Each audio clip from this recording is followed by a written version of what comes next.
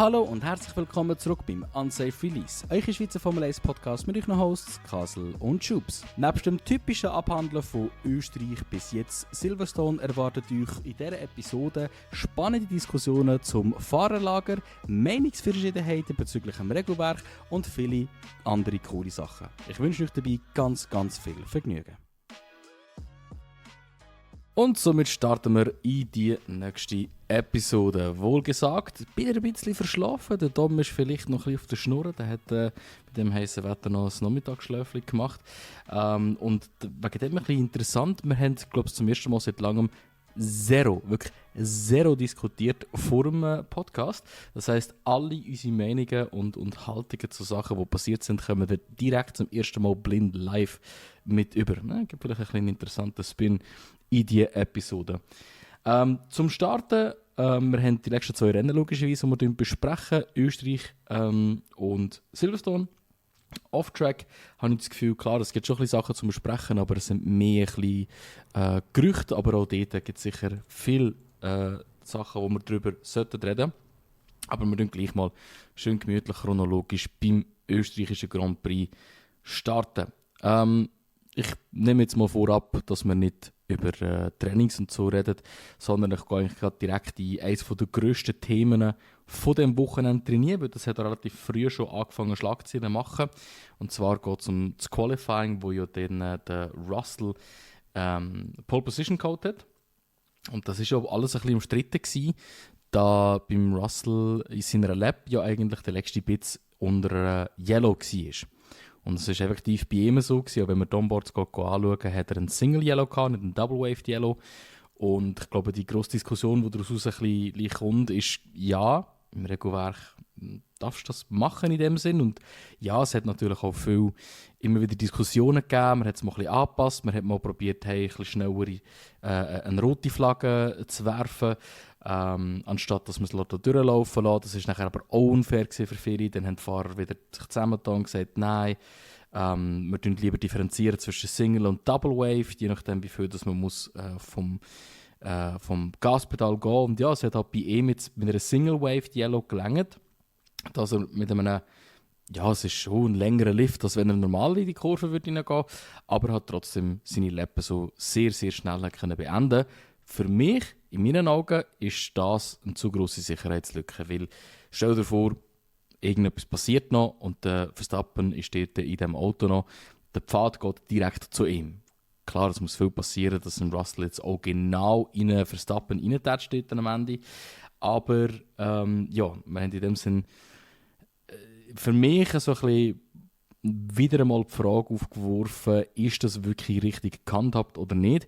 Ich persönlich finde, dass es Anpassungen gegeben. Ich bin nicht sehr happy, dass ein Russell einen Pole holen kann, trotzdem, dass er durch ein Gelb muss durchfahren muss. So ist auch meine Meinung. Wie siehst du das Ganze? Also zuerst mal Grüße gehen raus an Nathan. Der hat mir nämlich ein Video geschickt, dass, ich glaube, 2020 oder 2021 der Ricciardo genau an der gleichen Stelle abgeflogen ist und genau gleich wie der Max. Also beide mit Car Number 3 sind abgeflogen in dieser Kurve. Wirklich identisch. Ich habe ein Video gesehen und er mir geschickt hat, es hat verdammt krass ausgesehen. Aber ja, also geht es in meinen Augen nicht gross zu diskutieren. Es ist gelb und unter gelb soll es schon nicht schneller sein. Also es ist eigentlich verdammt lächerlich, weil ich denke, so, ja, wird noch safe bestraft. Und dann nachher so ist irgendwie gekommen, dass das gar nicht untersucht wird, weil es ist schon alles okay. Und eben, wie du auch gesagt hast, laut dem Regelwerk ist es eine Grauzone, respektive kannst du wirklich so, wie er es gemacht hat, Russell durchziehen. Der Antonelli hätte ja rein theoretisch auch können, hat aber das nicht gemacht. Ich finde es einfach ein bisschen, wie soll ich sagen, gerade ein bisschen widersprüchlich einerseits von einem, der immer so auf Sicherheit plädiert in der Formel 1, dass der dann nachher voll durchzieht dort. Und ich meine, er hat ja selber noch gesagt, eben, dass der Max gar nicht gesehen hat, das Auto gar nicht gesehen, wo er gestanden ist. Aber du weißt, es ist eine geile Flagge, also wieso ziehst du ihn so durch? Also, ja, finde ich so ein bisschen widersprüchlich, dass das gerade von ihm kommt. Aber ja, es ist halt so passiert. Geliftet und es ist ja offensichtlich ein grosser Lift von ihm, hat er auch noch gesagt. Ja komm, hört doch auf. Ja, dass ein Lift wird rum sein, wird wahrscheinlich schon so sein. Aber es ist immer noch zu wenig schlussendlich. Eben, es macht keinen Sinn, dass du dich unter Gelb verbessern oder respektive eben halt einen Polzeit kannst setzen. Das macht in meinen Augen einfach keinen Sinn. Und darum finde ich es einfach halt ein bisschen eine Frechheit, aber das ist halt wieder die FAA und wieder so eine Situation, wo man einfach merkt, so, oh, okay, nein, das sollte ja eigentlich nicht so sein. Ich habe es einfach halt so ein bisschen auch gesehen, wie ich meinte, es war auch Österreich 2020, wo der Bottas abgeflogen ist, dort Rasenmäher gespielt hat. Ja. Und dann war auch nur eine gelbe Fahne. Dort war auch kein Double Yellow. Und dann hat Red Bull das beanstandet und dann hat der Hamilton dann eine Grid Penalty bekommen. Wieso hat jetzt der Russell keine bekommen? Ja, das ist, ich sage jetzt mal, eher einfach erklärbar, schlichtweg, weil die letzten, also seit 2020, die letzten 5 Regelwerke, die es gegeben hat, haben sie eben immer wieder Anpassungen gemacht, weil vor allem auch das GPDA, also das Driver Association, also alle Fahrer, hat immer wieder gesagt, hey, wir hätten das gerne verändert. Und eben zeitweise hat man ja auch zum Beispiel schneller, wenn ein Double Wave Yellow war, sofort eine rote Flagge rausgehauen.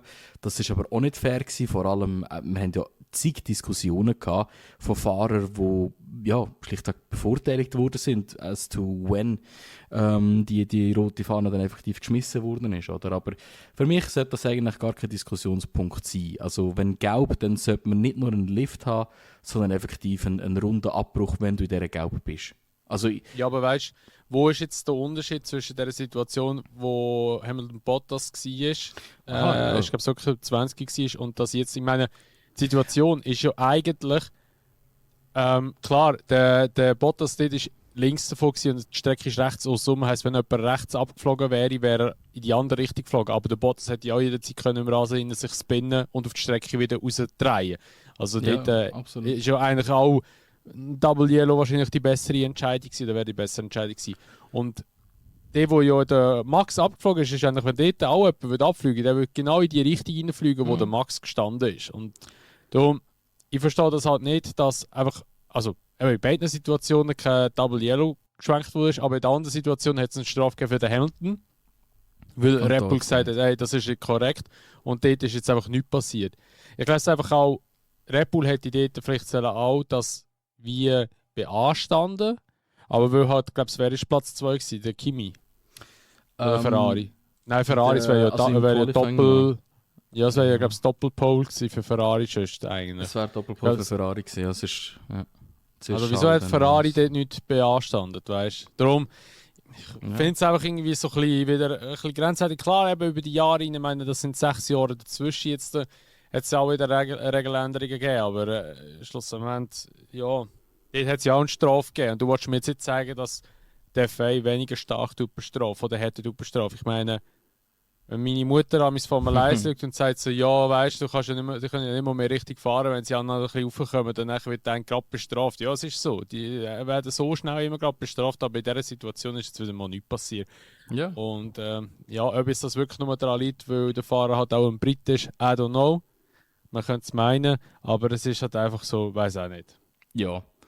Ich habe übrigens sehr lustig gefunden, die Anekdote, die du im letzten Podcast gebracht hast, eben mit deiner Mutter. Aber sie hat dort wirklich recht. Also es wird so schnell mal an die Fahne geschwungen. Aber wieso denn gerade in solchen Situationen, wo es jetzt eben vor allem halt auch sicherheitsbedingt in dem Sinn Nachfolger kann haben, wird es nicht stärker geahndet. Also eben, ich sage, wenn ein Fahrer off ist, muss sofort ein Double Yellow rein. Dann tust du halt das Regelwerk ändern. Wo er abgeflogen ist. Ich meine, fährst du ja mit 250 Sachen durch oder so. Ja. Also es ist nicht ein Ort, wo du selten mal einen Crash hast. Dort hast du noch öfters jemanden, der abfliegt. Und ja, ich sage, wenn du Gelb hast, sorry, hast du deine Chance gehabt. Wenn du durch Gelb durchfährst, musst du deine Runde abbrechen. Mach mir halt irgendeine so eine Regelung rein. Aber für die Sicherheit, ja, musst du vorausgehen. Da kann man nicht Bernie Ecclestone Grind durchstieren, wie du auch im letzten Podcast schon gesagt hast. Und ja, Racing ist gefährlich. Das funktioniert nicht. Sonst könnten wir den Halo wieder wegnehmen. Ja, es funktioniert nicht mehr. Es funktioniert nicht mehr. Aber ja, es ist so, ja. Ja, absolut. Dafür haben wir eigentlich ab dem Qualifying schon etwas gesehen, nämlich, also es haben sehr viele Teams Änderungen reingebracht, also Audi, Alpine, Cadillac vor allem, haben neue Frontflügel, Platten, Unterboden, Hinterradaufhängung, diverse Sachen. wo die ganzen Teams mit reingebracht haben. Aber was ich sehr interessant gefunden habe, ist, und das ist auch generell bei Österreich immer so das Ding, dass es so eine kurze Strecke ist. Du hast auch sehr viele 90-Grad-Kurven. Wird wirklich so ein bisschen das Auto mehr gemessen. Ich sage jetzt nicht, dass ein Fahrer wenig beeinflussen kann über die Lap, überhaupt nicht. Aber vor allem auf kurze Laps raus siehst du viel besser so ein bisschen, während effektiv Pace oder wo ist die Pace von welchen Autos. Und ich finde generell ab Österreich hat man so ein bisschen gesehen, hey, es ist klar, Mercedes zwar schon vorne, aber wir haben wirklich ein sehr sich abwechselndes Duo, würde ich sagen, von Red Bull und Ferrari. Und McLaren, der nur ganz, ganz leicht hinten nachgurkt oder halt auch wirklich so ein bisschen in diesem Trio fast mit dabei ist. Also es ist eigentlich Russell gegen Antonelli zuvorderst vorne und dann haben wir einfach Charles gegen Lewis, gegen Max, gegen Lando, gegen Oscar, gegen Isaac. Also es sind alle eigentlich immer irgendwo rum. Und Ferrari, bin ich sehr, sehr happy, hat vor allem eben in Österreich angefangen, mal seine Pace wieder zu zeigen. Oder? Du hast schon gesagt vorhin, es ist ein Mercedes 1, Ferrari 2, 3 gewesen nach dem Qualifying. Und von dem her eigentlich sehr, sehr cool zu sehen, dass Ferrari dort auch wieder am Mitfahren ist.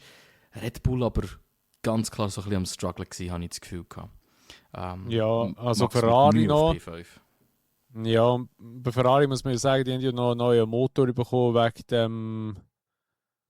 Ja, wegen dieser hohen Regelung, die sie hier genommen haben, dass aber welchem Rennen auch immer Motorleistung gemessen wird und dann nachher die ein bisschen im Nachteil sind, dürfen noch Updates bringen.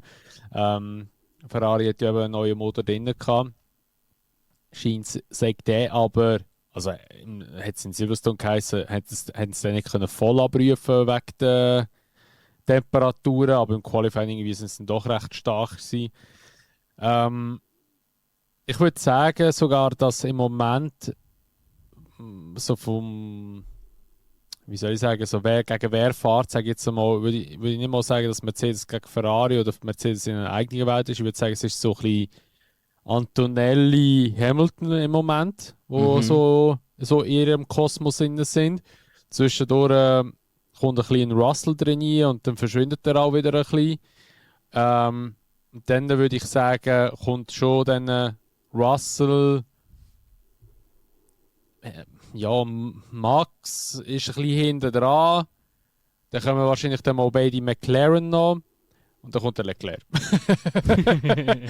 Irgendwie so würde ich so ein bisschen ranken. Österreich, ja. Ja, ja, gut, aber weißt du jetzt auch wieder, ich meine, sind wir realistisch, in Silverstone hätte der Antonelli nicht den Schaden gehabt am Auto, wo ihm so viel gekostet hat, der wäre an Leclerc hergekommen. Er wäre an den hergekommen, ja. Aber du weißt, wie der Leclerc kann verteidigen kann. Ja, aber ich glaube auch der Antonelli, der ist, was so Zeug anbelangt, relativ kurzgebunden. Und ich meine, er kann das Auto, was Batteriemanagement anbelangt, hat das ziemlich gut im Griff. Und auch Österreich dort am Grand Prix selber. Ich meine, wer ist Zweiter geworden? Ich habe der Max. Max ist Zweiter geworden. Ich meine, Red Bull hat dort eine krasse Pace gehabt im Rennen. Qualifying eben, wie du gesagt hast, ist er Mio und Not, ist er noch, ja gut, er ist abgeflogen endlich, aber schlussendlich Fünfter geworden. Ich glaube, es liegt vielleicht einfach ein bisschen auch noch ein Heimvorteil, dass das Auto ein bisschen besser ist oder dass sie halt einfach ein bisschen schauen, dass sie auch ein bisschen besser dastehen. Das gibt es ja auch oft, viele Sponsoren erwarten ja auch von ihren gesponserten Teams oder die Teams, die sie sponsern, dass sie bessere Ergebnisse beim Heimrennen liefern, weil das halt einfach mehr Publicity ist für ihre Brands, die sie haben. Aber die wäre ja eigentlich auch schon gewesen, dass man muss sagen, dass sie den Russell oder dass er den Russell eingeholt hätte im Rennen. Ferrari war ja nirgends so gewesen. Darum, im Moment ist es so ein bisschen wieder so auch wie auf der Strecke, wie wir zum Beispiel auch in Silverstone gesehen haben, wieder so ein bisschen ein Jojo-Effekt. Irgendwie so gefühlt vorne immer ein bisschen jemand anderes gut, nur McLaren ist es nicht. Die sind ein bisschen am hinten nachtrüllen, die haben ein bisschen Mühe. Ich würde aber auch sagen, dass Red Bull mehr Schein ist als sein, effektiv. Also ich würde schon sagen, dass Mercedes Ferrari stark ist. Unter den Fahrern würde ich sagen Antonelli, Hamilton und dann nachher die anderen zwei. Aber ich denke jetzt auch, also ich bin auch ehrlich, also das ist jetzt nicht böse gegen Leclerc, das ist jetzt wirklich nur so Würde ich jetzt aus meinem Bauchgefühl aus sagen, ist jetzt einfach nur eine Ausnahmesituation, dass er in Silverstone gewonnen hat. Ja, das werden wir noch sehen. Bin ich jetzt nicht ganz der Meinung. Bin ich jetzt wirklich nicht ganz der Meinung, aber das können wir sonst gerne bei Silverstone nachher diskutieren. Ja, aber das Safety Car hat ihm den Arsch gerettet. Also müssen wir ja nicht darüber diskutieren. Bin ich ziemlich sicher, respektive. Also, das Ding ist halt schon, dass Ferrari das ganze Wochenende über in Silverstone wirklich Pace gehabt hat. Und wirklich können mitfahren. Klar, ich wollte jetzt sagen, ey, schau, wenn es Safety Car nicht gewesen wäre, dann wäre der Antonelli so etwas von locker aufgelegt. Ja gut, nein, der Antonelli hat einen Schaden gehabt, weißt du? Ja, ich glaube sogar mit dem Schaden wäre er drauf gekommen. Aber jetzt, wenn du den Kampf nur gegen den Russell nimmst, also der Antonelli ist einfach um Längen besser momentan. Ja, aber, ja, das schon. Aber Silverstone möchte ich einfach nur sagen, dass ein Russell wahrscheinlich auch hergekommen wäre. Oder beim Hamilton ist einfach eine Strategie technisch, wo man muss einfach den Kopf schütteln, wieso dass sie ihn dort gepittet haben. Aber ja, aber es ist, also da kommen wir nachher bei Österreich noch dazu. Bei Silverstone, genau. Ja. Zum Österreich noch ein bisschen, also von mir aus schon ein bisschen abschließen, weil allzu viel ist nicht passiert. Ja, wir haben eben den Max auf P2, der Antonelli auf P3. Grundsätzlich hat man hier im Rennen ganz klar gesehen, dass eben Ferrari noch nicht ganz dort ist, wo sie sollten, so im Race Pace. Das ist ja immer schon ein bisschen das ganze Jahr über das Problem, dass sie vor allem im Qualifying gut sind, beim Start gut sind und dann fängt sie so ein bisschen auch von weggehen. Und das sind wirklich einfach Areas, wo sie sich zwingend, dringend müssen verbessern. Auf was ich generell noch ein bisschen zu sprechen komme, ist, was mich in Österreich sehr genervt hat, aber auch in Silverstone extrem wieder. Und ich muss es einfach nochmal aufgreifen. Also TV Direction ist mega schlimm geworden dieses Jahr. Es gibt so viele Stories, Crashes, irgendetwas, was hintendurch passiert. Ich erinnere zum Beispiel an den Perez, der aus der falschen Gridbox gestartet ist, wo du nicht mitbekommst, wenn du nicht selber das Zeug gehst, nachher recherchieren. Und das habe ich in Österreich wieder gehabt. Es entfällt mir zwar leider gerade, aber ich mag mich gut erinnern, es hat dort auch irgendetwas im Hintergrund gegeben, wo ich einfach wieder sagen so, ey, also habe ich nicht mitbekommen, hätte ich nicht gewusst, wenn ich nicht selber nachher recherchiert hätte. Und ich weiß nicht, wie es dir geht, aber mir zerstört es ein bisschen den Spass am Zuschauen, weil es wirkt so ein bisschen so, die letzten paar Rennen schon, einfach, dass sie versuchen, auf Krampf irgendwie weiss zu machen, dass das Racing jetzt geil ist. Und ja gut, das müssen sie ja auch so, weil das Reglement hat ja so viel Hate abbekommen. Irgendwie müssen sie die ganze Zeit immer zeigen, wie gut das es wurde ist und wie unterhaltsam und alles drum und dran. Ich finde es immer noch, also, schau, weißt du, das Racing an und für sich, es ist schon, jetzt in Österreich ist eigentlich okay gewesen, weil Österreich einfach ein bisschen eine Strecke war, wo dann Auto gut gekommen ist. Weil es einfach harte Bremszonen hatte, wo man Batterien laden konnte, wo halt einfach die Batterie immer wieder wieder voll war oder beziehungsweise ein bisschen Strom drin hatte. Also das Superclipping ist eigentlich gar nicht vorgekommen. Aber Silverstone hingegen war ja wieder eine Katastrophe gewesen, was das anbelangt. Ich meine, der Sprint war ja eine Katastrophe gewesen, was da wieder für ein harter Jojo-Effekt war die ganze Zeit. Das ist einfach nur, das ist eben auch wieder ein bisschen etwas, wo einfach wieder so scheiße ist bei dem Reglement. Wenn die Teams nicht alle genau das Gleiche drin haben, von wo du nicht laden, wo du nicht entladen, wenn sie einfach den Rhythmus nicht überall genau gleich haben, dann nachher ist es einfach kein richtiges Racing. Weil dann zieht der andere vorbei mit irgendwie 30 km/h, 40 km/h Überschuss gefühlt. Der überholt so, als wäre das irgendwie ein Formel-3-Auto gerade, das er überholen würde. Und dann nachher 2 Kurven weiter ist es ganz umgekehrt. Und das ist einfach das ist so künstlich. Es ist scheiße zum Zuschauen. Es ist einfach nicht geil. Und Österreich ist halt einfach anscheinend, was so das anbelangt, wie man die Batterie entleeren und wieder aufladen, sehr einfach gestaltet gewesen. Oder weil es halt einfach so die Punkte gehabt hat, die irgendwie jeder gerade genommen hat. Darum ist es dort nicht so aufgefallen. Darum ist das Racing eigentlich relativ okay gewesen, sage ich mal, und auch wirklich gut gewesen. Aber ich denke jetzt gerade auch den Spa, wo als nächstes kommt. Dort werden wir es 100 Pro auch wieder haben. Ja, absolut. Also, von dem her, ich glaube, Österreich kann man wirklich abschließen mit, also tut mir leid, aber es war wirklich ein bisschen ein belangloser Grand Prix gewesen. Es hat keine grossen Storys daraus rausgegeben und das Racing war so ein bisschen mit gewesen. Klar, es war cool gewesen, Aufholjagd von Antonelli ein bisschen zuschauen und so. Und hey, schafft er es noch, den Verstappen zu holen. Aber es ist einfach irgendwie nichts Nennenswertes mir noch geblieben. Zudem würde ich sagen, ja, gehen wir eigentlich direkt zum Silverstone Grand Prix, weil, wenn es mich nicht täuscht, ich habe nichts gross, was zwischendrin passiert wäre, notiert.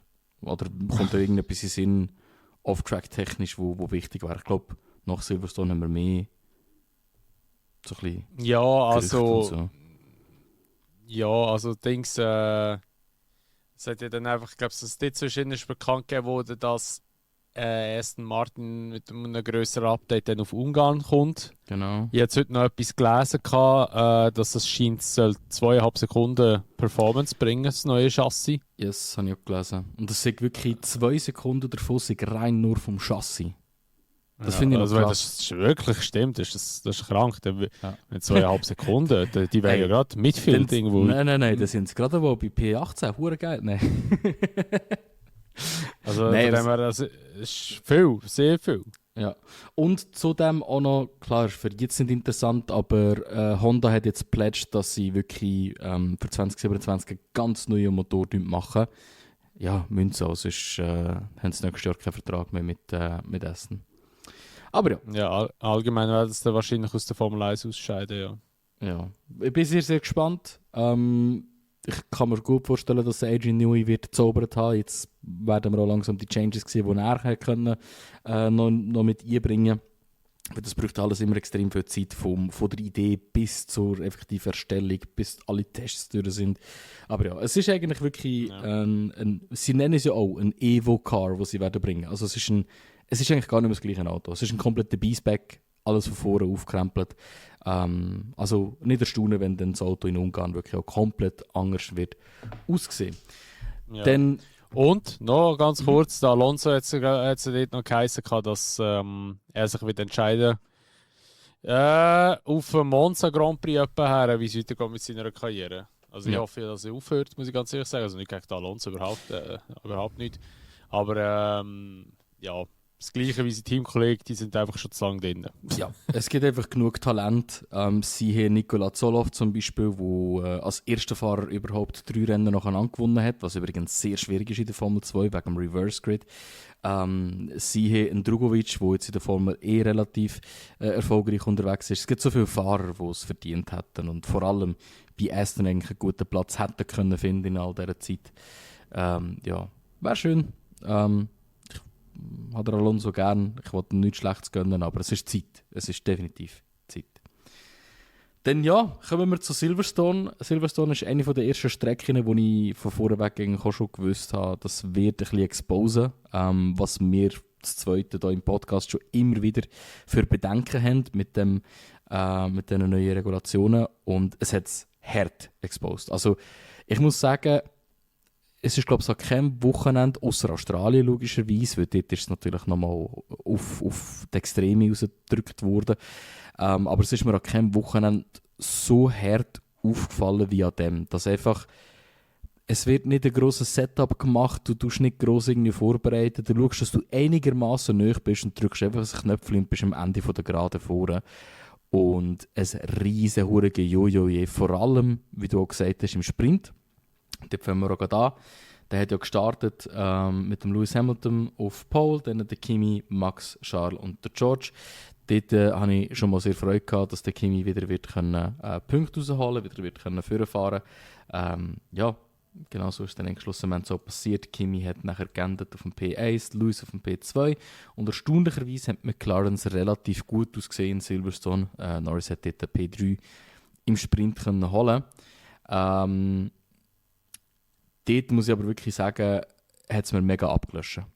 Also das Wochenende, wo ich noch schon den Sprint geschaut habe, habe ich mir einfach so gedacht, einmal währenddessen, und dann habe ich wirklich gemerkt, so, fuck, ich bin nicht mehr dabei. Mir ist eigentlich durch den Kopf so, schade, ist jetzt nicht ein WM-Match, ich würde lieber gerade WM schauen als das Sprintrennen. Und das ist ein bisschen traurig eigentlich, weil ich liebe die Formel 1, aber es ist einfach so plastisch. Es ist einfach extrem hure plastisch und es hat mir einfach nicht gefallen. Zudem habe ich schon keine Freude an Sprintrennen, weil die nachher auch so ein bisschen das Rennen voraussagen jedes Mal.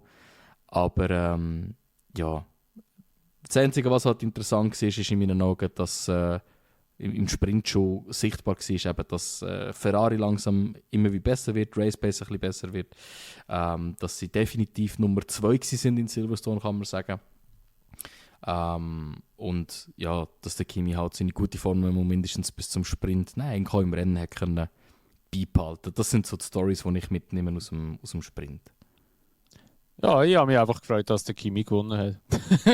Also man merkt, diese Season bin ich wirklich so ein richtiger Fanboy vom Kimi, aber das habe ich schon 100-mal gesagt, er ist mir super sympathisch und es ist mir 1000-mal lieber, dass er gewinnt, als der andere bei Mercedes. Ja. Oder der andere bei McLaren. Nein, es ist einfach geil. Aber ich finde einfach die Zusammensetzung oder Konstellation finde ich so gut. Da kommt so ein kleiner Schnoddergolf fährt einem um die Ohren, der so lange jetzt schon bei Mercedes ist, immer noch Scheisskerren hat von Mercedes. Und eben, da kommt einer, wo ich muss sagen, eben, Antonelli letztes Jahr noch einmal gesagt hat, ich weiß nicht, ob das eine gute Idee war mit Mercedes, wieso steckst du nicht in Williams und nimmst einen Carlos Sainz trainieren. Jetzt muss man sagen, zum Glück hast du nicht Mercedes gelassen. Also es ist wirklich eine ganz geile Geschichte, die hier geschrieben wird und eben auch seine Rekorde, die er jetzt schon alles gerissen hat, sagen ja auch viel schon über ihn aus. Und ich hoffe einfach wirklich, wirklich sehr, dass der Antonelli auch nach der Sommerpause weiterhin auf diesem Performance-Level performen kann. Weil es wäre schade, wie jetzt zum Beispiel bei einem Piastri, wo man einfach dann nach der Sommerpause gemerkt hat, wie irgendetwas anders wurde ist und der einfach schlecht wurde ist oder schwächer wurde ist. Und ich meine, ich frage mich auch, Piastri ist eben auch wieder so eine hure Thematik, wo ich mich einfach frage, so, was läuft dort eigentlich falsch? Weil du wolltest mir nicht sagen, dass der Piastri ein Championship angeführt hat, so hure stark war letztes Jahr und irgendwie von heute auf morgen Performance wie draussen ist und ein Norris wieder stärker ist. Jetzt mit der neuen Generation, die einfach wirklich nicht so liegt, kann sein, ich meine, beim Hamilton hat man ja auch wirklich sagen, dass die Ground Floor Ära da oder beziehungsweise Ground Ära da auch nicht so gelegen ist, weil jetzt ist ja auch gegenüber dem Leclerc besser, das muss man einfach so sagen. Steht besser da. Aber ich würde es hure schade finden, wenn der Kimi so irgendwie nach der Sommerpause so irgendwie in das Tief hineinfallen und dann nachher holen irgendwie alle wieder so extrem auf. Und klar, für die Spannung wäre es cool, aber ich würde es auch einfach geil finden, wenn der Kimi einfach das ganze Jahr nur dominieren schnell. Muss ich ganz ehrlich sagen. Aber zum Sprint an sich bin ich bei dir. Er war nicht wahnsinnig geil gewesen, aber Sprints sind halt einfach nicht geil. Ich habe mich einfach gefreut, dass der Antonelli gewonnen hat. Dass ein Hamilton Zweiter wurde, ist auch voll okay für mich, weil er geht wirklich auf bei Ferrari und das tut ihm auch wirklich mega gut, weil der hat auch recht lange unterdurch jetzt, bis er jetzt wieder ein bisschen aufgekämpft hat und so. Und der andere ist auch noch Dritter geworden, aber ich hätte jetzt lieber auch Max Verstappen weiter vorne gesehen. Es ist ja so herablassen, aber ey, es tut mir wirklich leid. Ja,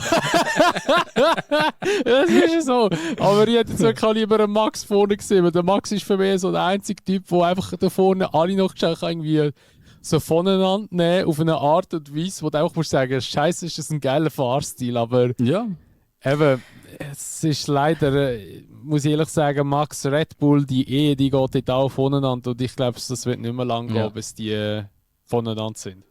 Ja, ich greife das jetzt an dieser Stelle auch gerade schnell auf. Oder? Also ich meine, das Wochenende hat mir noch ganz klar exposed, dass der Max mit dem Red Bull zu kämpfen hat oder dass der Red Bull generell ein schwieriges Auto ist. Ich meine, auch ein Hadjar, der jetzt das mal zum Beispiel im Qualifying tatsächlich sein extrem erfahrener Weltmeister-Teamkamerad effektiv übertrumpft hat. Und das ist nicht das erste Mal dieses Jahr. Hadjar hat fast 2 Zehntel, glaube ich, mehr gehabt, wenn es mich nicht täuscht, im Quali. Gut, aber ich denke, muss ich auch einwerfen, Hadjar ist von allen Teamkollegen der letzten 10 Jahre wahrscheinlich jetzt inzwischen dann schon, muss man sagen. Glaube ich, der am ehesten das mit dem Max wieder aufnehmen kann. Von der Pace her oder vom Speed her, glaube ich, ist das schon ziemlich strong. Bis auf Perez die ersten 2 Seasons. Dritte Season müssen wir nicht drüber reden, aber die Perez die ersten 2 Seasons ist wirklich eigentlich unnöch dran gewesen. Aber ich sage, auf dem Level performt der Hadjar jetzt, wobei der Hadjar auch nicht ganz so hart exposed wird durch kleine Qualifying-Defizite. Oder wenn du jetzt schaust, zwischen P1, und P10 im Q3 hast du 1,6 Sekunden gehabt, zum Beispiel. Also es ist jetzt schon natürlich auch viel mehr Margin dazwischen, aber trotzdem, Hadjar performt gut und auf was ich raus haben wollen ist, trotzdem hat er mit einem P5 immer noch die Hände als Steuerrad gehauen. Er war nicht zufrieden mit der Lab. Ja, Keiner aber von das denen ist auch beiden immer fühlt sich geil. Sorry, wenn der nicht der Erste ist, haut er immer als Lenker auf. Das arme Lenker wird so vermöbelt die Glaub ganze mir. Zeit von ihm. auch in der Formel 2 schon, der hält auch als Lenkrad durch, wenn er Erster ist und nicht absolut das Maximum aus der Lab rausgeholt hat. Also, das ist typisch Hadjar. Er will Perfektionismus, jede Runde, und wenn er es nicht hat, ist er hässig. Aber finde ich geil. Ich finde, das hat so ein bisschen einen gewissen Spirit. Ich finde eben, der Hadjar, wenn der im richtigen Auto hockt, der könnte so einen Weltmeisterkopf haben. Also wirklich auch die Nerven dafür haben, in meinen Augen. Aber mal schauen, was mit dem zukünftig noch passiert. Es ist aber ganz klar, dass Red Bull so weit am Struggeln ist. Und gerade nach dem Silverstone Grand Prix sind wieder die Gerüchte extrem laut geworden. Vor allem eben auch, weil Piastri wieder ein katastrophales Rennen hatte. Der hatte, glaube ich, irgendwie einen Schaden gehabt, glaube ich, mit dem Lawson oder so. Der hat doch einen Crash gehabt. Ganz am Anfang, dort bei, was ist das, Luffield hinten. Nach der ersten Straight. Oder ja, genau. Jetzt sind etwa 2-3 Autos gerade ausgefahren. Ich glaube, ein Haas hat sich gespinnt noch, ja. Ja, und ich glaube, der Lawson war involviert, der Bearman, wenn es mich nicht täuscht, oder der Ocon, nicht sicher. Und eben der Piastri. Ja, dann, genau, Piastri hat dann auch noch Frontflügelschaden gehabt, schon fängt quer gelegen. Und ja, Gerüchte sind wieder extrem hochgekommen, dass anscheinend der Piastri schon seit längerem die Schnauze komplett voll hat von McLaren und dass anscheinend der Verstappen auch schon relativ tief in den Gesprächen mit McLaren sei und ein potenzieller Wechsel zwischen diesen beiden jetzt ansteige. Und die Gerüchte habe ich schon lange nicht mehr so laut gehört wie jetzt gerade. Klar, das ist von Rennen zu Rennen unterschiedlich. Aber was haltest du von dem? Ist da wirklich etwas dahinter oder ist es einfach wieder mal uns Fans, die wieder ein bisschen im Träumen sind? Ja, was soll ich sagen? Ich sage den Spruch relativ häufig, aber irgendwie ist halt immer etwas Wahres daran, dass halt, wo Rauch ist auch das Feuer. Ich denke, es ist nicht so abwegig, dass der Piastri nicht so happy ist. Beziehungsweise er ist sehr verhalten. Ich denke mal, der Mark Webber ist nicht so happy. Muss man vielleicht auch so sagen. Ja, der ist mit dem Sack nicht mehr so auf einem guten Kurs, seitdem das ja, letztes Jahr dort ein paar Mal ein bisschen fraglich ein Driver-Swap gemacht wurde. Ob jetzt der Max zu McLaren geht, ist hure schwierig, weil also eben, ich habe viele Sachen gelesen. Angeblich hat der Manager von Max Mercedes ein Angebot gemacht, dass der Max zu Mercedes geht, aber nicht einen Jahresvertrag bekommt, sondern irgendwie gerade einen 2- oder 3-Jahresvertrag. Mit einem wesentlich tieferen Salär, den er jetzt bei Red Bull hat. Also irgendein Salär, das sich auch Mercedes locker hätte können leisten. Und der Toto hat das scheint abgelehnt, mit der Begründung, eben, dass er jetzt wie halt im Moment gerade nicht so, ja, nicht den Grund sieht, um irgendwie einen Fahrer auszuwechseln. Er hat auch der Antonelli, er ist set für die nächsten 10 Jahre, wenn der Antonelli bleibt. Also. ja, es ist ja so. Ich meine, sorry, der Antonelli ist in dem Fall, glaube ich, das Salär von etwa 2 oder 3 Millionen im Jahr. No. No. Ja, logisch. Sagen wir mal no. Ja, logisch, das wird aufgehen. Aber ich meine, schau mal, wie viel Profit er jetzt macht mit dem Antonelli in diesem Jahr. Der kann den so verkaufen, der Mensch. Also, jetzt nicht menschenhandelmäßig, aber halt einfach sein Gesicht halt kann er halt einfach gut verwenden und so. Ist halt, ja, es tut jetzt her, aber die Leute schauen wahrscheinlich lieber einen Antonelli an als einen Russell, ausser du bist in England. Es ist halt viel, ja, wie soll ich sagen, viel schwerer jetzt für den Toto wurde. Ich glaube, wenn es irgendwie letztes Jahr gewesen wäre, wäre es wahrscheinlich noch einfacher gewesen, weil dort hat er einfach wahrscheinlich wirklich den Antonelli abgeschoben, weil der Russell dort eher noch gute Performance geliefert hat. Aber jetzt ist es halt wirklich so, dass beide sehr hoch performen, aber der Russell hat eher ein bisschen schwächer, aber du kannst jetzt wie halt auch, also kann ich verstehen vom Toto her, dass du nicht einfach kannst jetzt sagen, so, okay, der Russell, der performt jetzt ein bisschen schlechter, ich schmeiße ihn jetzt raus und nehme jetzt den Max. Kann irgendwo verstehen, dass du das nicht machst.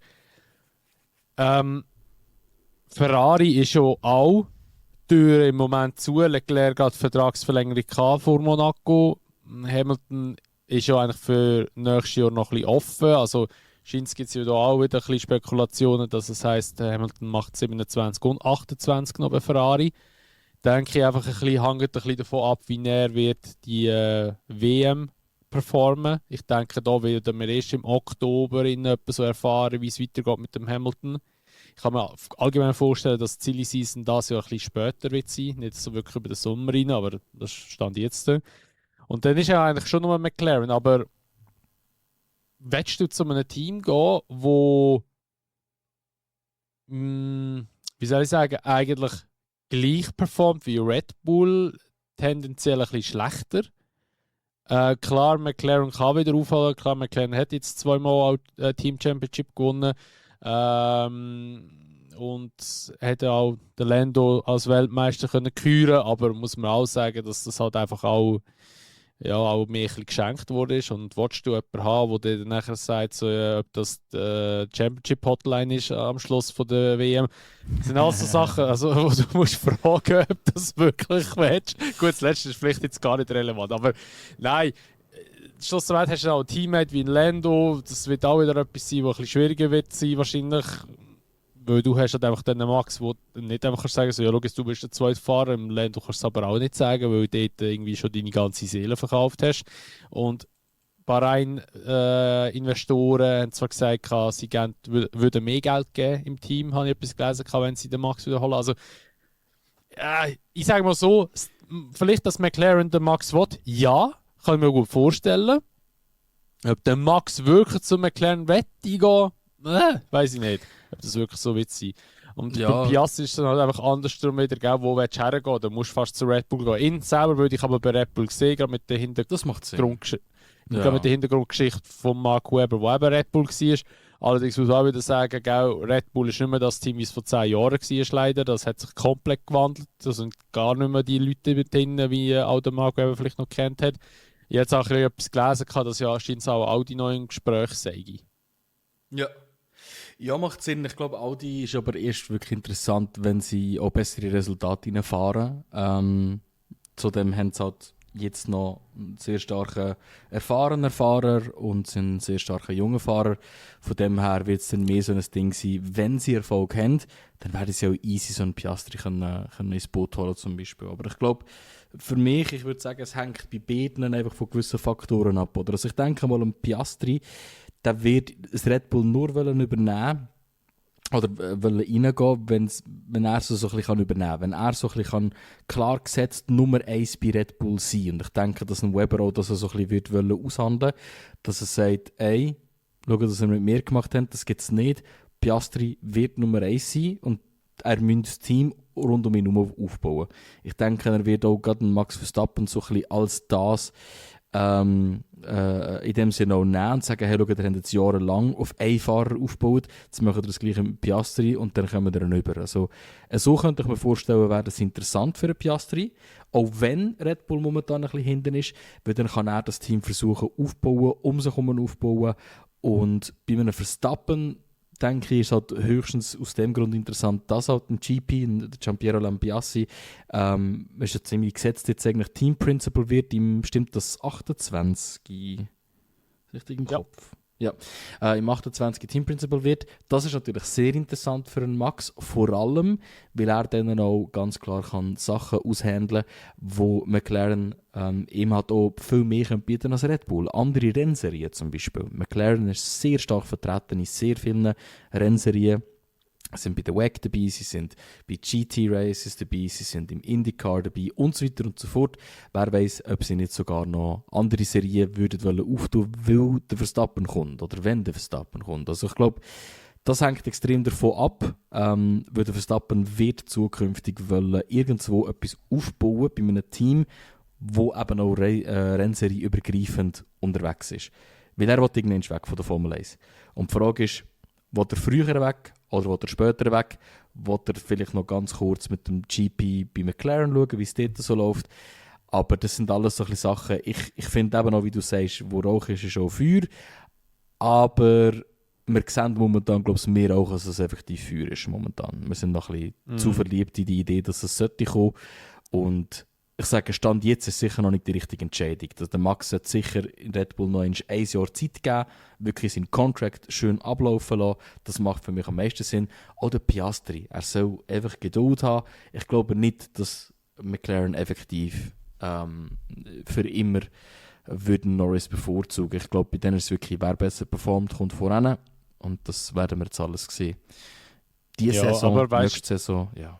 Ich finde halt einfach noch, dass, also gerade weil ich eben noch vorher ja noch Audi in den Raum reingeworfen habe, ich finde sogar eben, dass du hast zwar gesagt hast, eben performance-technisch Audi eben so von den Resultaten her auch, ja, aber es ist natürlich halt auch wieder dieses Zukunftsprojekt, wo halt einfach, wo ich muss sagen, wo halt hier und da schon recht gute Ansätze hat. Ich meine, Audi hat hier und da mal ein Rennen, wo sie wirklich nicht schlecht dastehen und ich meine, wieso jetzt nicht das tun es her? Also ich meine, ich finde Hülkenberg ganz gut und finde auch, dass er wirklich immer einen guten Job gemacht hat und ich meine, er hat ja jetzt auch sein verdientes Podium letztes Jahr mal geholt endlich, aber wieso nicht einen Hülkenberg ersetzen? Er ist halt auch schon älter, klar, er hat viel Erfahrung, aber diese Season ist er ja auch nicht wahnsinnig gut. Klar, auch viel Pech mit dem Auto, muss man auch sagen. Bortoletto hat aber auch schon ein paar Mal Pech gehabt, aber er hat schon 6 Punkte geholt in dieser Season. Hülkenberg hat noch 0.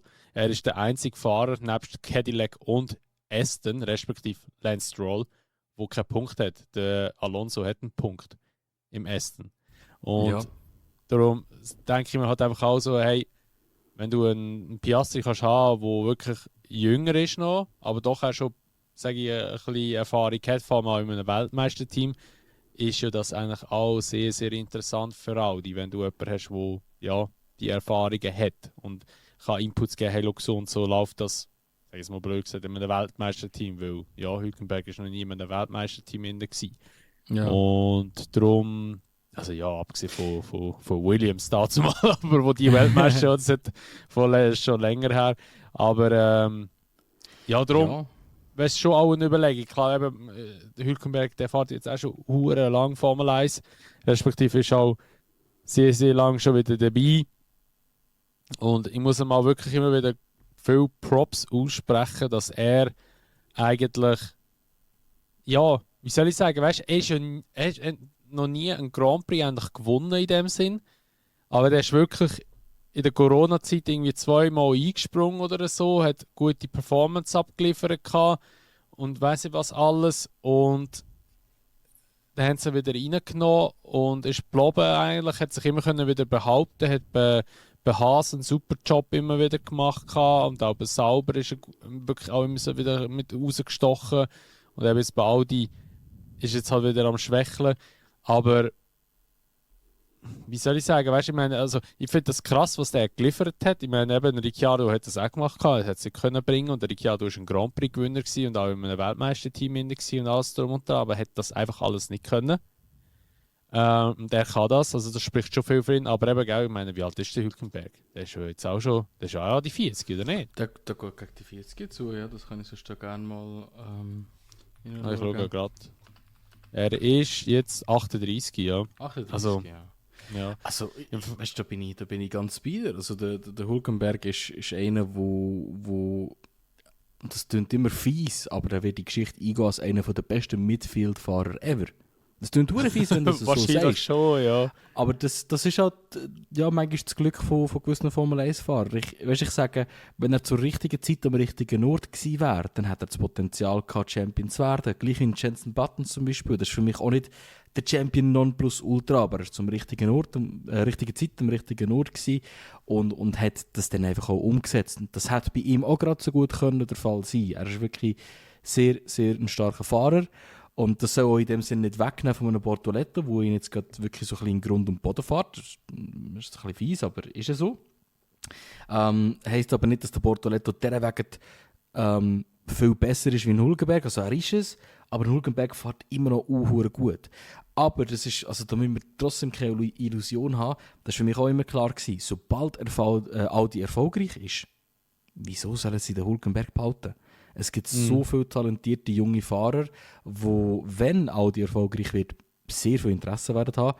Und ja, in dem Sinn für ein gutes Gehalt werden können wechseln, weil Audi wird riesen viel Geld reinbuttern, wenn sie merken, hey, jetzt können wir langsam um Wins oder um Championships fahren, dann wird Audi gerne Geld investieren in einen guten neuen Teammate von einem Bortoleto. Und der Bortoleto, der ist so talentiert, das merkt man vielleicht auch gar nicht, weil er hat ja bis jetzt nur den Hülkenberg als Gegner gehabt, aber was das Auto wirklich um seine eigenen Ohren herumfährt, der Cape ist sehr, sehr gut unterwegs. Ja. Aber der Bortoleto, von welchem, ist der in einer Academy oder von welchem Team ist der gefördert worden? Oder ist er self-made? Nein, nicht self-made. Also, das Allerwichtigste ist, dass er im Fernando Alonso sein Management drin ist. Ja. Dann ist es so, dass er sehr lange McLaren Academy Driver war, aber die haben ihn dann gehen. Also zu der Zeit, wo er mit Invicta... Fehlentscheidung. Ja, definitiv. Wo er mit Invicta Formel 2 gewonnen hat, das war geil, ich war dann an der Strecke in Monza, wo er Formel 1 Season gewonnen hat. Dann war er noch McLaren Sponsor und kurz, oder beziehungsweise am Ende von dieser Saison, aber das war mehr auf seinen Wunsch, hat er dann den McLaren-Kontrakt losgelassen. Schlichtweg, wo er gewusst hat, er hätte keine Zukunft mit dem Piastri und dem Norris und hat unbedingt zu Audi wollen. Also es war tatsächlich ein sehr, sehr guter Managementstreich von Alonso in dem Sinn. Klar, nicht gerade Piastri-Level-Streich, aber das ist dem Alonso seinem Management zu verdanken, dass er jetzt bei Audi ist und ja, perfekte Entscheidung gesehen, oder? Würde ich jetzt mal sagen. Mhm. Ja, sowieso. Also weißt, ich meine, ich finde den Bortoleto finde ich auch wirklich im ganzen Formel 1-Kosmos eigentlich ein cooler Charakter und sehr, sehr talentiert. Und ich denke, eben, wenn Audi mal besser wird von der Performance her, ist der Bortoleto sicher auch einer, der ja, da vorne ein bisschen mitkämpfen kann und auch ein bisschen etwas rausreißen kann. Und ja, also darum würde ich auch eher auf einen Bortoleto setzen, dass der ja drinnen bleibt bei Audi und dann halt eben ein Piastri als Teammate reinkommt und halt ja, leider Gottes ein Hülkenberg mal irgendwie einmal rausgedroppt wird dann. Ja, das wird der Fall sein. Der Hülkenberg wird sicher, ich sage jetzt mal im Nachhinein noch ein bisschen sicher für das Team da sein. Ich kann mir nicht vorstellen, dass er weg von Audi wird gehen. Der wird sicher als Reserve, Testfahrer oder einfach auch als Team Ambassador rum sein, weil er ist in meinen Augen der perfekte Charakter dafür. Ja, und er ist halt einfach deutsch und deutsche Autohersteller ist natürlich halt für den Brand an sich wieder halt interessant. Und ich denke, das wird auch ein Hauptgrund sein, wieso dass er überhaupt in dem Auto hockt, muss man auch wieder an der Stelle sagen. Definitiv. Also das passt einfach super zusammen. Aber ich glaube, ihr seht es wieder einmal, Silly Season ist unglaublich spannend. Wir diskutieren sehr, sehr gerne darüber diskutieren. Wir sind jetzt natürlich extrem abgeschweift. Wir haben eigentlich den Silverstone Grand Prix gar noch nicht fertig besprochen. Weil es gibt tatsächlich jetzt über den Grand Prix selber doch noch ein bisschen das eine oder andere zum Besprechen. Also wir haben den Start, der eigentlich sehr straightforward war, eben Antonelli vorne, Leclerc, Hamilton hinter ihm gestartet. Die Ferraris haben zwar einen guten Start gehabt, wie immer, aber der Antonelli ist eigentlich relativ lang mitgefahren. Bis dann, ich weiß nicht, welche Runde das war, er beim Überkörperfahren einen Schaden am Motor gehabt. Und da muss ich echt sagen, das war speziell gewesen. Also es ist wirklich einfach, was war es? Bremsabdeckung. Nein, nicht Radabdeckung, sondern wirklich Bremsabdeckung, oder? Wo kaputt gegangen ist.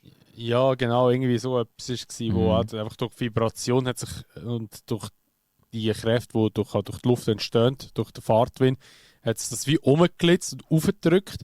Und ist, oder beziehungsweise so gebrochen, dass es ganz aufgedrückt hat. Und dann nachher hat er so einen Schaden gehabt, dass er eigentlich das Auto wie nicht mehr richtig unter Kontrolle hatte. Und das zeigt einfach, wie die Autos designt sind. Oder kleine, minimale Veränderungen. Das Auto ist gerade nicht mehr fahrbar, weil es einfach nicht mehr ausbalanciert ist. Und das ist eigentlich schon noch recht heftig. Ja, es ist wirklich, wirklich sehr heftig. Und vor allem eben, das ist immer, wenn etwas an einer Front kaputt geht. Oder? Also klar, die Front Wings sind jetzt nicht mehr so heftig wie früher schon. Also früher, wir reden da von 2018, 2019. Ich meine, du weißt noch, wie viele Winglets und kleine Zusatzsachen und Kanäle noch gemacht worden sind mit dem Frontwing. Das ist jetzt nicht mehr so extrem, aber eben jedes kleine Aeroteil, vor allem vorne am Auto, macht alles kaputt, weil der Rest sollte es dann nachher flowen über das Auto. Wenn es nicht genauso float, wie es intended ist, dann hast du Imbalances, also du musst rechts mehr lenken als links, whatever. Hat man auch sehr, sehr stark gesehen, übrigens, wenn man seine Onboards geschaut hat. Er hat eigentlich konstant so ein bisschen rechts müssen lenken. Wobei, klar, kann auch eine Voreinstellung vom Motor sein. Ich habe mir jetzt nicht geachtet, ob das ganze Rennen schon so war. Aber man hat gemerkt, er verliert extrem viel Pace. Umso beeindruckender aber in dem Fall sein Fighting Spirit, den er gezeigt hat. Also er hat immer wieder gesagt, ey, schau, das Auto ist am Arsch. Und der Bono hat ihn immer wieder reinholen und gesagt, nein, komm, wir probieren es. Ich will, auch wenn es nur für den einen Punkt ist, scheißegal. Und ja, hat ja den Schluss einen Punkt gegeben. ja, aber auch nur wegen Entscheidungen, wo wir auch wieder darüber diskutieren, die ich auch wieder nicht verstehe. Ich sage grundsätzlich, dass er Penalties bekommen hat, weil er Damage hatte. Genau, obwohl er nicht einmal schneller war. Ja, ist gleich verdient. Aber das war schon das Gleiche gewesen, wie der Leclerc auch bekommen hat in Miami. Also da gibt es nicht darüber diskutieren. Wenn du Track Limits machst, hast du Track Limits. Nein, es ist ja so. Nein, halt. Beim Leclerc war ganz klar gewesen, dass er die Kurven hat abkürzen. Aber ist auch langsamer Antonelli, er hat die meisten Strikes bekommen, weil er während der Corner-Kontrolle verloren hat, wegen dem Schaden. Und ich sage, das ist für mich ein relativ grosser Unterschied. Singapur hat auch Track Limits bekommen und ist aber bestraft worden. Obwohl er viel langsamer gefahren ist, weil er die Bremse kaputt hatte. Ja, sag nicht, dass das gut ist. Und dann nachher hat er Strafe bekommen. Nein, also für mich ist es nicht diskutieren. Es ist, wenn du Track Limits machst, weil du über die Strecke hineinfährst, weil du einfach halt, ja, wenn der Karren nicht ganz richtig funktioniert und alles, Penalty, fertig. Ist ja so. Also darum finde ich eigentlich auch, klar, er hat es jetzt weitergezogen und hat Penalty relativ spät im Rennen bekommen, also kurz vor knapp eigentlich, wo es fertig war. Aber eigentlich hätte man ihn rausnehmen. Also der Toto hat ja gesagt, ja, eigentlich habe ich schon überlegt, da funken und sagen, sie sollen es rausnehmen und so. Aber er hat ja nicht wollen. Aber ich glaube, da hat das Team einfach durchgehen und sagen, so, komm, es hat keinen Wert. Weil er hätte keinen Punkt mehr geholt. Ja, aber was verliert er, wenn er drinnen bleibt? Er verliert nicht. Ja, das Rennen ist schon auf dem Motor. Hinten raus ja, das macht bei so einem guten Motor, bei so einem guten Team. Mega guter Motor, mit wo unter Hitze haben wir immer Probleme bekommen. Ja, das haben wir noch nicht so viele Probleme gehabt, außer Kanada. Nein, also der Russell hat schon ein paar Mal Probleme gehabt mit dem Motor. Ja, der Russell? Ja. Nicht der Antonelli? Ja, und der Antonelli hat einen anderen Motor. Oder was? Hat er einen BMW-Motor oder was? Am Ende des Tages, schau, ich sage, es ist egal. Ich meine, wenn du Aussichten hast, dass du eventuell unter Umständen irgendwie noch irgendeinen Punkt reinholen kannst, dann machst du es. Und bis zu dem Punkt, wo Safety Car gekommen ist, hat er dann den einen Punkt auch noch bekommen. Er war ja 5 Sekunden entfernt. Oder hat es mindestens die 5 Sekunden noch easy rausgeholt bis am Ende des Rennens. Also von dem her, er hat den Punkt gehabt, wenn nicht nachher noch Safety Car gekommen wäre, wo dann durch Verstappen sehr untypischerweise verursacht worden ist. Er ist ja dann nach der Hanger Straight, oder? Ist gleich bei der ist er abgeflogen, ja. Ist er abgeflogen. Wie heisst der, wo der Schumi da in die Wand reingefahren ist und das Bein gebrochen hat. Ja, genau. Und ja, sehr untypischerweise, zeigt aber eines mehr, dass der Red Bull einfach irgendetwas nicht stimmt. Dort hat man, glaube ich, aber auch im Nachhinein, wenn es mir nicht täuscht, herausgefunden, es war etwas mit dem Heckflügel gewesen, oder nicht? Oder habe ich das falsch in Erinnerung? Ja, also der Hamilton hat, nicht Hamilton, der Max hat ja das im Interview gesagt, dass angeblich eben der Macarena-Wing nicht ganz schließt. Und das ist ja etwas, was in der Anfangs-DRS-Zeit auch so war, dass der DRS-Flügel sich nicht ganz geschlossen hat, ein bisschen Luft noch durchgezogen ist und nachher hast du halt auch komplett anderes Heck und beim Anbremsen bricht das Heck aus oder beim Einlenken. Und das ist ja schon das zweite Mal, jetzt eben nach Österreich und eben auch in Australien ist das auch schon passiert. Und jetzt wird ja die FIA den Heckflügel, also das Konzept, wie es eben Red Bull und auch Ferrari hat, wenn sie anscheinend streichen, dass sie das nicht mehr anwenden dürfen. Das heisst, dass Ferrari wieder mal irgendetwas Schlaues austüftelt hat und dann kommt der FIA und halt mit dem FIA-Hammer wieder drauf und sagt Nein. Ja, ist einfach schade, gell? Weil irgendwie habe ich das Gefühl, immer dann, wenn wir eine geile Innovation haben, dann ist das so. Ja, aber ich finde so Innovationen noch cool. Das bringt immer so ein bisschen anderen Schwung drin. Und es ist einfach, aber das ist halt klar, weißt, weil Teams gehen gerade motzen, wenn etwas neu ist, wo ein bisschen regelwidrig könnte sein oder ein bisschen gegen the intention of the rules ist, dann fangen alle Teams auf motzen und dann, ja, wie der Fall heutzutage ist, ja, ist gut, wir machen, Entschuldigung, wir haben dich nicht beleidigen. Das ist so. Nein, aber weißt, ich finde, das muss man schon anschauen natürlich, aber dass man den Flügel gerade streichen, finde ich auch ein bisschen übertrieben, weil ich finde es eigentlich, es bringt ja anscheinend Ferrari und auch Red Bull irgendwie einen Mehrwert, darum haben sie das drinnen die ganze Zeit. Darum lernt doch die einfach mit dem fahren, dann sagen die einfach, hey, ihr müsst einfach schauen, dass der Flügel richtig geschlossen wird, wenn wirklich das Problem ist. Es ist ja nicht zu 100% bestätigt, was das Problem ist, das war einfach eine Aussage von Max gewesen. In Österreich zum Beispiel hat ja Red Bull bis heute nicht gesagt, was genau das Problem ist, dass er abgeflogen ist dort. Und auch jetzt in England weiß man es auch nicht zu 100%, nur durch die Aussage von Max. Und vom Team her selber hat man nie etwas gehört. Und ich finde einfach halt, da muss halt das Team einfach irgendwie eine Option finden, dass das halt nicht mehr passiert. Weil eben, sie verlieren so einerseits den Max. Es ist gefährlich wie Sau, ja. Es ist wirklich einfach auch gefährlich wie Sau. Und klar, also wenn es jetzt wirklich wegen dem Macarena-Wing ist, dann verstehe ich auch, wieso das Red Bull nicht ehrlich sein will, weil, ja, hey, es ist ihre Erfindung, die dazu führt, dass das Auto abschießt. Und du willst das wie nicht zugeben, oder du willst nicht zugeben, dass du deinem Fahrer so Risiko ausgehst, aber hey, wenn du deinem Fahrer dort vom Risiko aussetzt, dann, mein Gott, find eine fucking Lösung. Und wenn sie nicht findest, dann tust du halt einfach den B-Spec oder den A-Spec nochmal dran, bis du die Lösung für einen B-Spec gefunden hast, weil das geht gar nicht. Ja. Aber ja. Schlussendlich hat es uns dann mit einem spannenden Abschluss zum Rennen eigentlich noch beschert. Das ist so ein bisschen das Gute, was daraus resultiert ist. Was ich dort eben interessant finde, ist eben gerade zum Beispiel der Doppelpit von Ferrari, die Entscheidung. Das ist einmal das eine. Bin ich einerseits bei dir, zum zu sagen, ja, es war eine scheiß Entscheidung gewesen, aber ey, Hindsight ist 2020, sagt mir so schön. Du kannst nicht wissen, wie es abläuft oder wie es wird ablaufen. Wiederum ist von vornherein klar gewesen, dass extrem wenige Runden noch Führung sind. Und jetzt kommen wir wieder zum Punkt, wo wir in dem Podcast schon hunderte Mal diskutiert haben. Ich verstehe nicht, wieso, vor allem jetzt, nachdem alle Teams ausdrückliches Einverständnis dafür gegeben haben, immer wieder, man da nicht einfach eine rote Flagge setzt. Klar, das bevorteiligt das Paari, das benachteiligt das Paari, aber dann hättest du jetzt nochmal 5 Runden wirklich Racing gehabt. Und das hat in meinen Augen dem Abschluss von dem Rennen viel, viel besser getan. Es hat weniger Confusion gegeben, es wäre sogar weniger gefährlich, weil das Streckenfahrzeug ist wiederum auf der Strecke, also nein, nicht auf der Strecke, aber außerhalb von der Strecke gewesen, während sie durchgefahren sind. Klar, mit dem Safety Car geht das, wenn kein Regen ist. Aber trotzdem, du kannst so viele Sachen verhindern. Und das wäre in meinen Augen ein perfektes Szenario gewesen, um zu sagen, machen eine rote Flagge. Weil sie haben einmal ganz ausdrücklich gesagt, Hauptziel ist, gegen Ende oder das Rennen als Rennen zu beenden, nicht im Safety Car. Klar, wenn in der zweitletzten Runde etwas passiert, dann kannst du nicht mehr viel machen. Dann bringt auch eine rote Flagge nichts.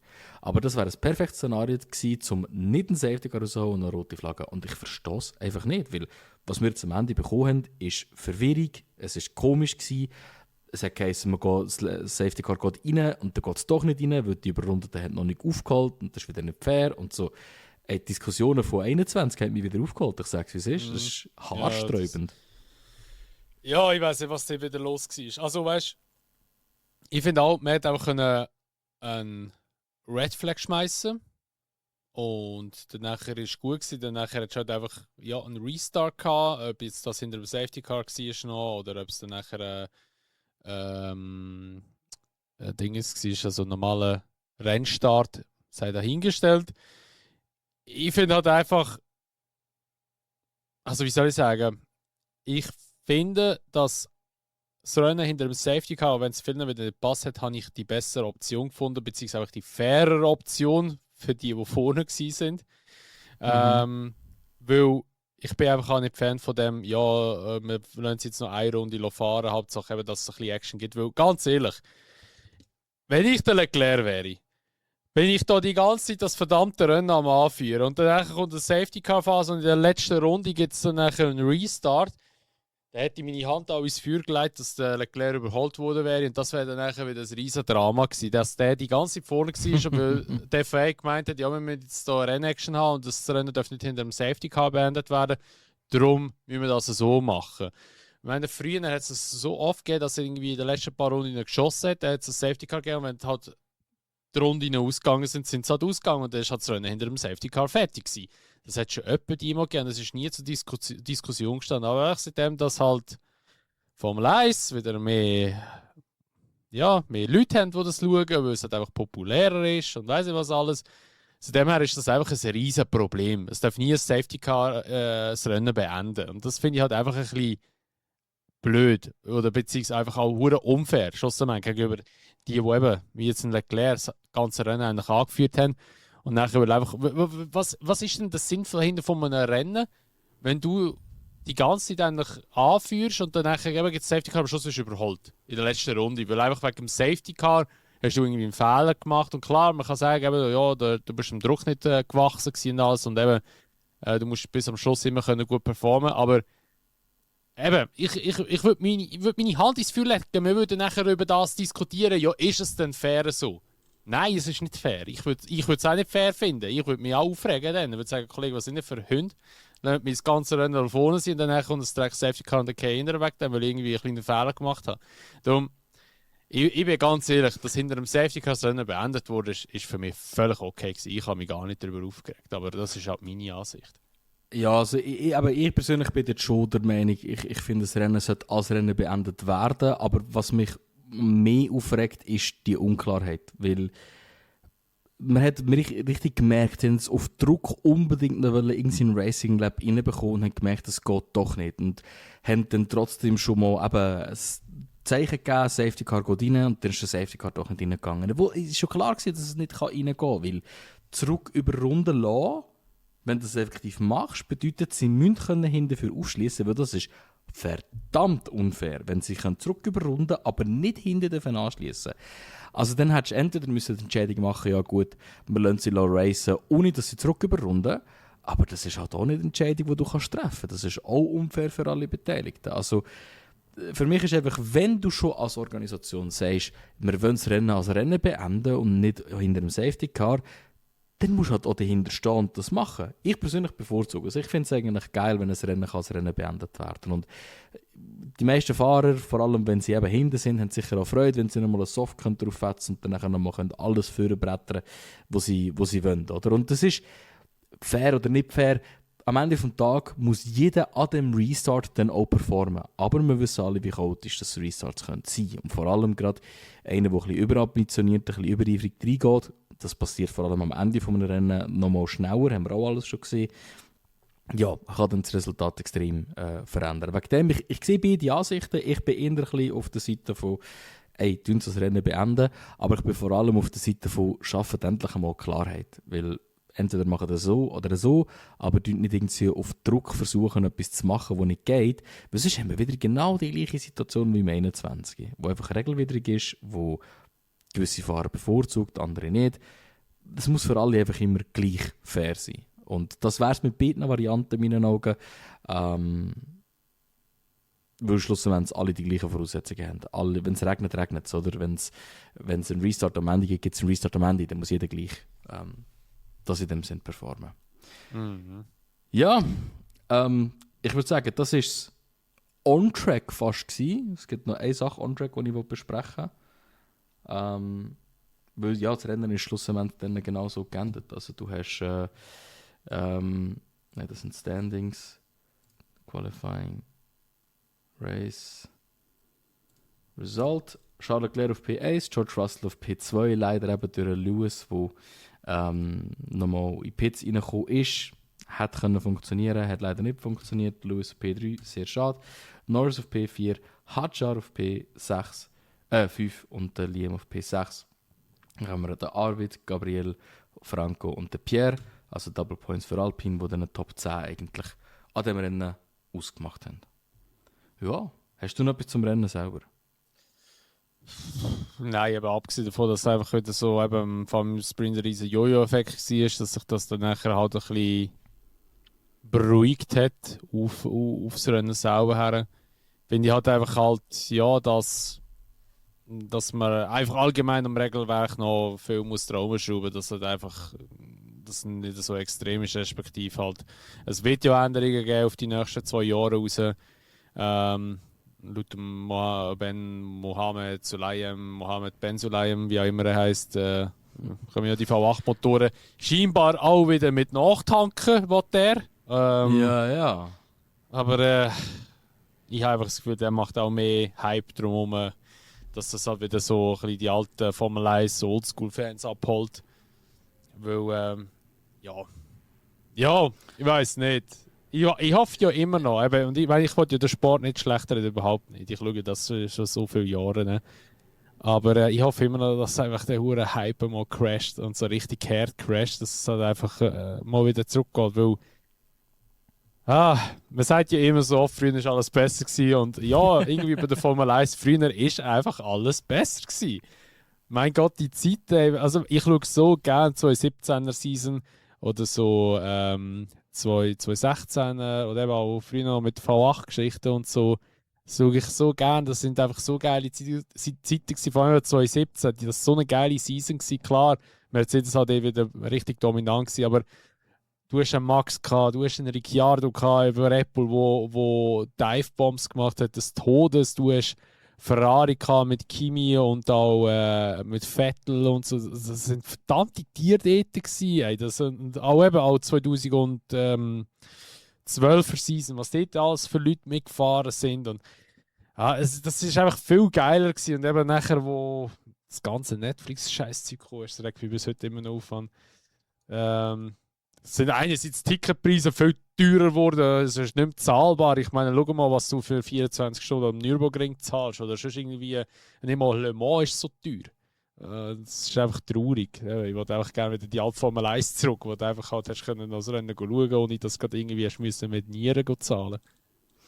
Ja, das ist extrem. Also ich meine, wenn du generell solche Tickets anschaust, du musst ein bisschen wissen, welche Rennen das gut sind. Sicher, was ich empfehlen ist Belgien, die Stehtickets, also generell alles, überall wo es General Admission Tickets gibt und so ein bisschen Hügel rundherum hat, ist eigentlich nicht schlecht. Ich glaube, Ungarn ist auch nicht schlecht, wenn es mich nicht täuscht. Ja, eigentlich sind so Katar, Bahrain sind eigentlich so die günstigsten Rennen im Moment, wo kannst du ja, aber jetzt zahlst du natürlich dann wieder richtig blöd Geld für zum Reisen. Also blöd, das genau, geht, eben, komm zuerst mal dort her, weißt du, das ist dann das Nächste. Also meine Top-Empfehlung, du kommst immer noch für etwa 200-300 Franken ein Ticket über in Belgien, du kannst hinfahren, holst dir ein geiles Airbnb, ich war ja eben mit dem Simi letztes Jahr und das ist für mich absolute Top-Empfehlung, für wenn ihr möglichst günstig an ein Rennen gehen und sonst, ganz ehrlich, es ist zu teuer. Ich habe für Monza Turn Ace Tickets 800 Stutz gezahlt pro Ticket. Und es ist einfach eine Zumutung, vor allem weil wir dort nachher bei irgendwie 34 Grad in der prallen Sonne gehockt sind, ohne Schermen, du hast kein extra Getränk mitnehmen, du musst an der Strecke kaufen. Das finde ich, sind einfach Sachen, die nicht, für wenn du schon 800 Stutz zahlst für ein Ticket. Und das ist wohlgesagt nicht ab einem Reseller gewesen. Das ist direkte Formel 1 Preise. Eigentlich eine Frechheit. Ja. Eben. Ja. Zurück noch zum Thema MBS, Spitzname Must Be Seen. Ich wollte das unbedingt noch ansprechen, wegen dem man gesagt so halb on-track, off-track. Was zum Fick hat der sich für einen Mut, sich während der Lego-Parade in einen normalen Go-Kart reinzuhocken und einfach mitzufahren? Wie fucking peinlich ist das mit dir? Der Mohammed, meinst du? Ja, der Fall. Ja, komm, ey. Der Dominikali ist ja auch drin gehockt in einem. Schon? Ja, aber der ist wahrscheinlich nur drinnen gehockt, weil er gemerkt hat, fuck, ich kann nicht der MBS alleine fahren, das ist peinlich. Nein, ich weiß auch nicht, Mann. Der Typ ist einfach... Aber der hat ja jetzt auch Mandatsbeschränkung, dass ja nicht mehr als 12 Jahre im Amt darf sein, hat er ja aufgehoben, gell? Ja, es ist durchgekommen mit dem. Ja, also es ist wirklich ein Diktator jetzt. Es ist schlimm. Es macht mich richtig hässlich. Ja, jetzt ist es eben so, dass es ja eine maximale Obergrenze gibt vom Alter bis 70 oder so. Und das will er auch aufheben, weil er ist ja 64 jetzt oder so irgendetwas. Ja, das will er auch aufheben. Also wir werden den Typ noch recht lange an der Backe haben. Ich schwöre, die Welt, wirklich, ich habe mir das schon so oft gedacht, das wäre so viel schöner, wenn es nicht so reiche Huren Kataris und einfach Nahe Osten, Saudis gibt. Ja. Und auch gleichzeitig, wenn es nicht so ein riesen überkapitalistisches Amerika gibt, wo immer alles an sich reissen. Alles muss immer amerikanisch und Saudi sein. Die müssen immer irgendwo die Besten sein. Es gibt es im Fußball mit RB Leipzig, es gibt es im E-Sports mit Falcons zum Beispiel, es gibt es in der Formel 1 mit Aramco bzw. Aston Martin, dann die ganzen Strecken, die immer präsent sind, dann der MBS, der die ganze Zeit muss sich zeigen muss. Hey, es ist einfach, es macht mich so hässlich, Mann. Wieso können wir nicht einfach pur unsere Liebe zum Sport haben, indem das unser Sport Sport bleibt? Wieso muss immer alles fucking Entertainment werden? Aber ja. So viel dazu. Ich würde gerne trotzdem noch auf etwas Gutem enden, und zwar etwas ganz Cooles für uns als Schweizer. Chiara Pättig, eine britische Formel-4-Fahrerin, hat sich in der Formel 4 Championship, also britische Formel 4 Championship, eine Wildcard ergattert, um in der Formel 1 Academy mitfahren, und hat dann als allererste Dame, die so eine Wildcard bekommen hat, instant den Weg aufs Podium gefunden. Dort gratulieren. Also zuerst noch einen Pole geholt, muss man sagen. Nicht nur das, ja, sie hat sogar noch einen Pole geholt. Und danach hat sie die Pole einkonvertiert in einen Platz 2, stimmt das? Habe ich das richtig in Erinnerung? Ja, 2 oder 3, irgendwie so etwas, ja. 2 oder 3.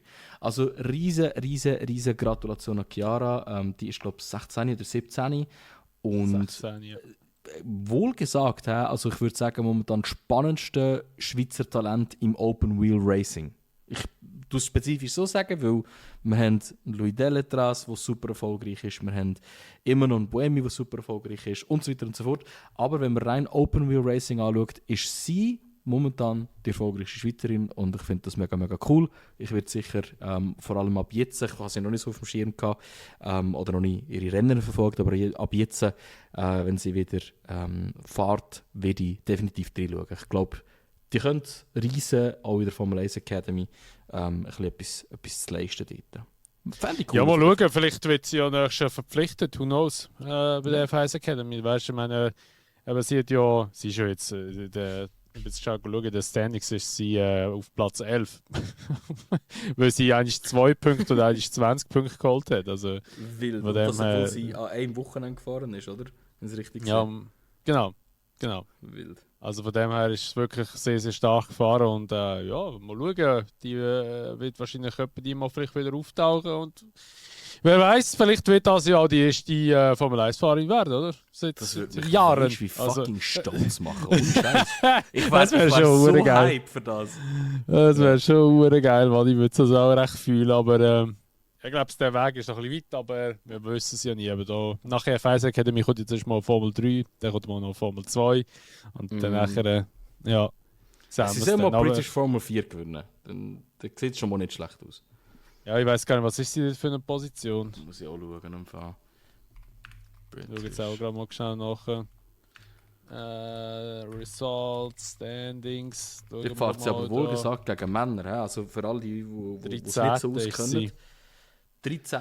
in einem Feld von was? Ich glaube 36 oder so. Die sind relativ groß. 34, ja. 34. Genau. Da hat einer minus 12 Punkte. Wie schafft man das? Was? Okay. Ja. Das sparen wir uns auf für den nächsten Podcast. Das können wir recherchieren und geben euch die geile Backstory dazu. Das tue ich mir gerade notieren. Wie geil! Harni Sadic, ein Brit, der hat minus 12 Punkte. What the fuck? So, ich habe es jetzt gerade hier in Discord-Chat reingeschickt. Die Story dazu bringen wir euch im nächsten Podcast. Das ist sehr interessant. What the fuck? Komisch. Aber ja. Schauen wir dann an. Ja gut, aber ich glaube, sonst haben wir so wie eigentlich alles angesprochen, was wir wollen ansprechen. Oder hast du noch irgendetwas, wo du willst? Nö. Ich bin sagen, tun? Okay, gut. In dem Fall, wäre es das gewesen mit der heutigen Episode vom Unsafe Release. Falls euch die Episode gefallen hat, würden wir uns, bewerten können es ja nicht. Jetzt bin ich gerade irgendwie wieder beim Video gewesen, das ich aufgenommen habe vor kurzem. Nein, also falls euch natürlich der Podcast gefallen hat, würden wir uns natürlich immer über eine Bewertung freuen vom Podcast selber. Dort gerne bewerten, dort auch sehr gerne teilen mit euren Ängsten, mit euren Kollegen, was auch immer. Würden uns sehr supporten mit dem, dort auch gerne teilen. Und dann würden wir uns dann wieder in 2 Wochen plus minus wieder hören nach Belgien, denke ich. Ist nach Belgien Sommerpause oder nach Ungarn? Ich glaube, es ist nach Ungarn. Meinte ich. Bin mir nicht ganz sicher. Ich habe gemeint, das ist tatsächlich auch ein bisschen in Diskussion, weil vielleicht Katar jetzt noch drin geschoben wird in das Wochenende. Oder in die Pause. Ja, Super. aber mal schauen. Ja, die sind ja jetzt wieder am Kriegen dort, haben erst gerade wieder angefangen. Ich glaube nicht, dass das stand kommt, ehrlich gesagt. Ich hoffe Aber es nicht ja, ich hoffe es auch nicht, dass noch etwas dort, also beziehungsweise dass es auch noch reinkommt. Aber ja, wir werden es sehen. Ich denke, ab in 2 Wochen wird die nächste Episode kommen. Und ja, bis dann wünschen wir euch schon mal ein schönes Tag. Macht's gut und bis zur nächsten Episode vom Unsafe Release.